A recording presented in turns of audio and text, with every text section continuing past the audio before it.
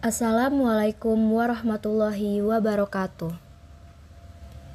Perseteruan antara agama dan ilmu pengetahuan sains merupakan isu klasik yang sampai saat ini masih berkembang di dunia barat dalam wujud sekularisme.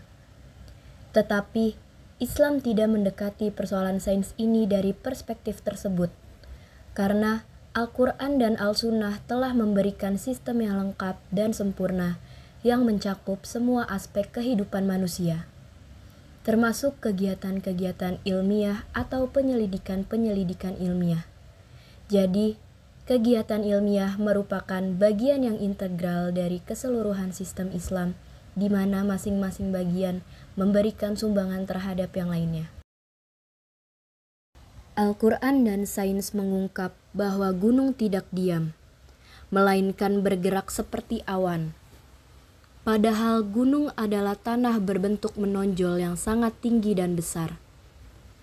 Gunung biasanya terbentuk dari gerakan tektonik lempeng, gerakan orogenik, atau gerakan epiorogenik. Sementara pegunungan adalah kumpulan atau barisan dari gunung. Gunung merupakan salah satu bagian dari ciptaan Allah Subhanahu wa Ta'ala.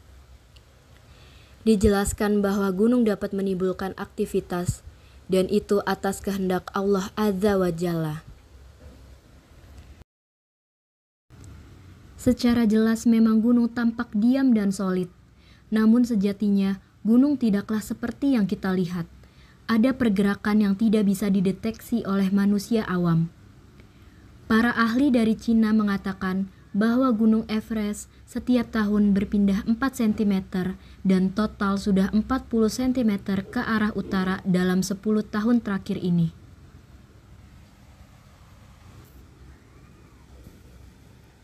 Gerakan gunung-gunung ini disebabkan oleh gerakan kerak bumi tempat mereka berada. Kerak bumi ini seperti mengapung di atas lapisan magma yang lebih rapat. Pada awal abad ke-20, untuk pertama kalinya dalam sejarah, seorang ilmuwan Jerman bernama Albert Wegener mengemukakan bahwa benua-benua pada permukaan bumi menyatu pada masa-masa awal bumi. Tetapi kemudian bergeser ke arah yang berbeda-beda sehingga terpisah ketika mereka bergerak saling menjauhi. Terdapat ayat yang menjelaskan tentang pergerakan gunung. Dalam Quran surat At-Tur ayat 10 dijelaskan, yang artinya, dan gunung berjalan berpindah-pindah. Dalam ayat ini Allah menambahkan penjelasannya bahwa pada hari kiamat itu gunung-gunung berpindah dari tempatnya, berjalan seperti jalannya awan, dan terbang ke udara lalu jatuh ke bumi terpecah-pecah. Kemudian hancur menjadi debu, laksana bulu yang diterbangkan angin. Berguncangnya langit dan berterbangnya gunung-gunung ialah sebagai pemberitahuan dan peringatan kepada manusia bahwa mereka tidak akan dapat kembali ke dunia, karena ia telah musnah dan telah terjadi alam baru, yaitu alam akhirat. Ayat di atas berkaitan dengan gambaran saat terjadinya kiamat, yang banyak pula disebut di ayat-ayat lainnya. Fakta ilmiah memang menunjukkan bahwa gunung-gunung itu bergerak. Data Global Positioning System atau GPS merekam pergerakan tersebut dalam ukuran milimeter. Sebagai contoh adalah pulau-pulau terluar di sebelah barat Sumatera yang bergerak ke arah timur laut sebesar 50-60 mm per tahun. Gunung-gunung terangkat dari tempatnya, ia berjalan seperti awan. Gunung yang terus bergerak diibaratkan pergerakan awan. Allah berfirman mengenai hal ini dalam salah satu ayat Al-Quran. وَتَرَى الْجِبَالَ تَحْسَبُهَا جَامِدَةً وَهِيَ تَمُرُّ مَرَّ السَّحَابِ صُنْعَ اللَّهِ الَّذِي أَتْقَنَ كُلَّ شَيْءٍ Innahu khabirun bima taf'alun. Yang artinya, dan kamu lihat gunung-gunung itu, kamu sangka dia tetap di tempatnya, padahal ia berjalan sebagai jalannya awan. Begitulah perbuatan Allah yang membuat dengan kokoh tiap-tiap sesuatu. Sesungguhnya Allah Maha mengetahui apa yang kamu kerjakan. Surat An-Naml ayat 88. Tafsir Al-Muntakhab menjelaskan makna ayat di atas sebagai berikut.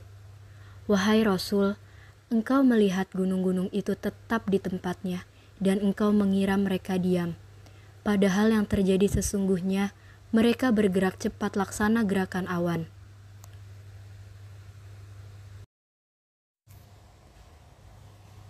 Seiring dengan perkembangan zaman, peneliti berhasil mendapat banyak sekali informasi tentang bumi yang telah terungkap. Tentang formasi struktur, sejarah, geologis, dan proses internal bumi dan gunung yang sekarang ini tidak lagi dipandang sebagai suatu wujud badan yang solid dan rigid atau kaku. Tetapi sekarang peneliti menyimpulkan bahwa bumi sebagai planet yang dinamis, hidup dan bisa bergerak. Gerakan gunung-gunung itu disebabkan oleh kerak bumi. Gunung mempunyai akar yang menghujam ke dalam bumi sehingga menyerupai massa. أَلَمْ نَجْعَلِ الْأَرْضَ مِهَادًا وَالْجِبَالَ أَوْتَادًا. Dalam Al-Quran Surat An-Naba ayat 6 dan 7, yang artinya, bukankah kami telah menjadikan bumi itu sebagai hamparan dan gunung-gunung sebagai pasak? Ketika manusia mengagumi keindahan gunung, di sisi lain ada yang lebih dahsyat, yaitu kedalamannya yang menghujam belasan hingga puluhan kali lipat dari tingginya.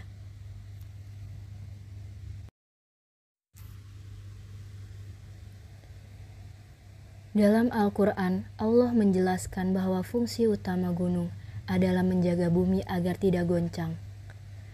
Para ahli geofisika mengemukakan bahwa kerak bumi berubah terus dengan teori lempeng tektonik, yang menyebabkan asumsi bahwa gunung mempunyai akar yang berperan menghentikan gerakan horizontal atau litosfer.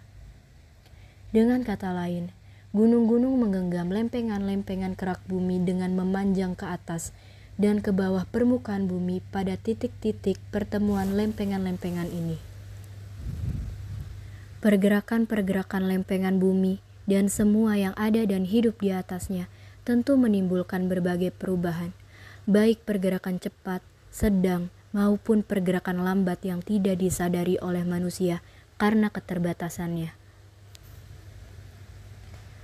Perubahan dinamis itu yang menyebabkan terjebaknya endapan-endapan yang diperlukan manusia, seperti mineral, air tanah, energi fosil, dan sebagainya. Selain itu, perubahan juga dapat menimbulkan gempa, tsunami, hilangnya daratan dari pandangan mata, atau munculnya gunung-gunung baru seperti terjadi pada Anak Krakatau di Selat Sunda.